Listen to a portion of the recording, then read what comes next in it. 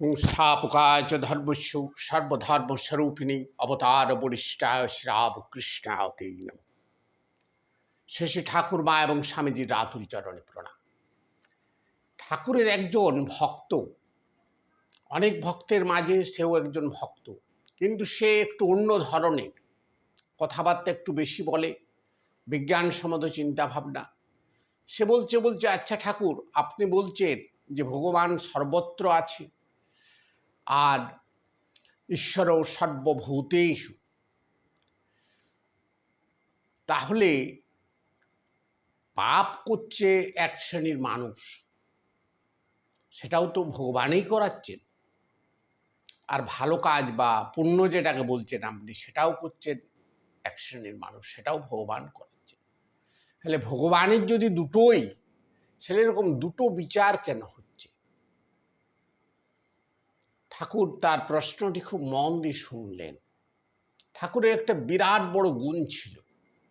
আজের আধুনিক সমাজকে, ছাত্র সমাজ, যুব সমাজকে প্রশ্নটা, আমাদের এই সমাজের সমস্ত মানুষকে ভালো করতে চাচ্ছে, কিন্তু এক শ্রেণীর মানুষ খারাপ হচ্ছে, এক শ্রেণীর মানুষ ভালো হচ্ছে। যদিও বলছে ঈশ্বর সর্বভূতে বিরাজিত, ঈশ্বর সর্বভূতানাং হৃদ্দেশে অর্জুন উত্তিষ্ঠতি, গীতায় আছে এই কথাটা। সর্ব ঘটে, সর্ব মানুষের মধ্যে, সর্বজীবে ঈশ্বর আছেন। তাহলে এই পাপেই হচ্ছে কেন, পুণ্যই হচ্ছে কেন? তাহলে ঈশ্বরই কি দুটোই করাচ্ছে? এবারে পরিষ্কার প্রশ্ন, এটা কোনো আধ্যাত্মিক কোনো ভণ্ডামির কোনো কিছু কথা নয়। ঠাকুর বলছেন একবারে বিজ্ঞানসম্মত কথা।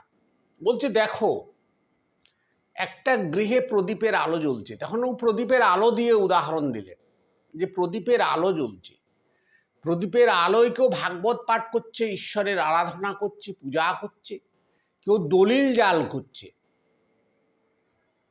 কেউ ভগবানকে ডেকে মন্দিরে যাচ্ছে, আবার কেউ ভগবানকে ডেকে ডাকাতি করতে যাচ্ছে। সেলে ওখানে আলোরও কোনো দোষ নেই, এখানে ভগবানেরও কোনো দোষ নেই।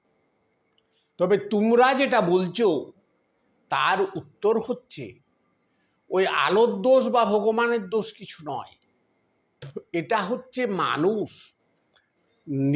নিজের ভবিষ্যৎ তৈরি করে।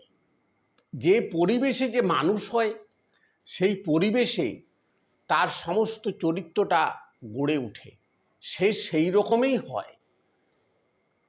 তার মানে তার মধ্যে সদ্গুণ নেই এমন নয়।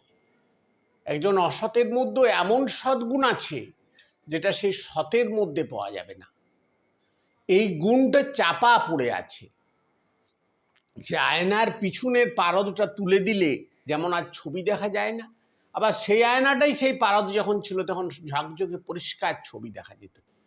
তাহলে এই পারদটা লাগানোর অপেক্ষা, যখনই সে পরিষ্কার বুঝতে পারবে, কাদাটা সরিয়ে দিবে, তখনই সে নিজের মুখটা দেখতে পাবে।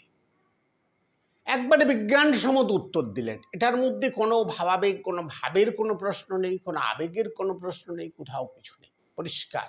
নমস্কার, সবাই ভালো থাকবেন, সুস্থ থাকবেন, আনন্দ।